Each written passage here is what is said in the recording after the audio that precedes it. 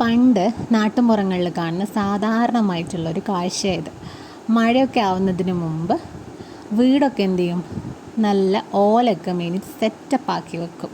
എൻ്റെ ഓർമ്മയിൽ ഞാനിത് കണ്ടിട്ടില്ല, പക്ഷേ അമ്മയും അമ്മാമ്മയൊക്കെ പറഞ്ഞു കേട്ടൊരു അറിവുണ്ട്. ഇതെന്താ സംഭവം ചെയ്തുകൊണ്ടിരിക്കുന്നത് ഞാൻ അവസാനം പറയാം.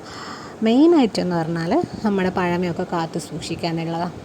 പണ്ടത്തെ ഒരു 80s-ലും 70s-ലൊക്കെ പോയൊരു ഓർമ്മ പോലെ എനിക്കിതൊക്കെ കാണുമ്പോൾ ഉള്ളത്. പിന്നെ ഇതൊക്കെ നമ്മളെ മക്കളൊക്കെ വലുതായിട്ട് നമുക്ക് അവർക്ക് കാണിച്ചു കൊടുക്കാമല്ലോ, ഇങ്ങനെയൊക്കെയായിരുന്നു പണ്ട് ഇവിടുത്തെ സെറ്റപ്പ് എന്നുള്ളത്. ഇത് ബാലേട്ടന് അത്യാവശ്യം ഏജൊക്കെ ഉണ്ട്, പക്ഷേ ഇപ്പോഴും നല്ല ആരോഗ്യത്തോടെയൊക്കെയാണ് മൂപ്പര് ഇരിക്കുന്നത്. കാരണം ഈ ഒരു ഏജിലും അധ്വാനിക്കാനുള്ളൊരു മനസ്സും ആരോഗ്യമൊക്കെ മൂപ്പർക്കുണ്ട്. രാവിലെ തുടങ്ങിയതാ ഓൾമോസ്റ്റ് ഉച്ചയാകുമ്പോഴത്തേക്ക് പണിയൊക്കെ പൂർത്തിയായിട്ടുണ്ട്. ഇത് ഹസ്ബൻഡിൻ്റെ അമ്മ എന്നെ കുത്തിയിരിഞ്ഞിട്ട് മടിയുന്ന കേട്ടോ, ഒരു മടിയുമില്ല. അവസാനം ഒരു ഉച്ചയൊക്കെ ആകുമ്പോഴത്തേക്ക് മൂപ്പരെ പണിയൊക്കെ കഴിഞ്ഞ് മൂപ്പര് അങ്ങോട്ടും ഇങ്ങോട്ടൊക്കെ നടക്കുമ്പോൾ നമുക്ക് താഴെ നിന്ന് പേടിയാവുന്നുണ്ട്. പക്ഷേ മൂപ്പരൊക്കെ നൈസായിട്ട് ചെയ്ത് അവസാനം ഒരു താർപ്പായും കൂടെ ഇട്ട്.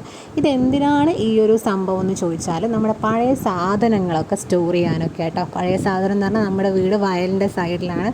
അപ്പോൾ നെല്ലൊക്കെ കൃഷി ചെയ്യാറുണ്ട്. ആ നെല്ലൊക്കെ സ്റ്റോർ ചെയ്യുന്ന ഒരു ടാങ്കാണ് കേട്ടോ ഇത്. പിന്നെ ഇതാ പണ്ട് ഉള്ളൊരു അടുപ്പ് സെറ്റപ്പ് ഉണ്ട്. ഇപ്പോൾ നമ്മുടെ വീട്ടിലെ ഡോഗുണ്ട്, ആ ഡോഗിനൊക്കെ ഫുഡൊക്കെ കുക്ക് ചെയ്യുന്നതൊക്കെ എവിടെയാണ്.